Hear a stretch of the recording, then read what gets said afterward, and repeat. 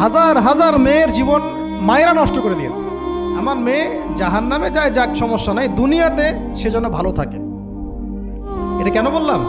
একটা সুদখোরের ঘরে তুলে দিতে সে দ্বিধাবোধ করতেছে না, একটা দুর্নীতিবাজের ঘরে তুলে দিতে দ্বিধাবোধ করতেছে না, একটা ঘুষখোরের ঘরে তুলতে দ্বিধাবোধ করতেছে না, একটা মানে কি বলবো মাদকসেবী, ড্রাগ এডিক্টেড, বা এই যে আর কি বলবো ফাসেক, জালেম, এই ধরনের ঘরে উঠাই দিতেও সে দ্বিধাবোধ করছে না। পাঁচতলা বাড়ি চাই আমার মেয়ে পাঁচতলা বাড়ি থেকে সুখে থাকবে। এই যে সুখের ডেফিনেশন এখানে দিয়েছেন আপনারা। এই জন্য কত হাজার হাজার মেয়ের জীবন নষ্ট করে দিয়েছেন আপনারা। আমার কথা মাইন্ড করে না, হাজার হাজার মেয়ের জীবন মায়েরা নষ্ট করে দিয়েছে, শুধুমাত্র মেয়েদের দুনিয়াবি সুখ এর সংজ্ঞাটা বুঝতে ভুল করার কারণে। এর নাম যদি সুখী হইতো তাহলে অমুসলিমরা সুখী না কেন?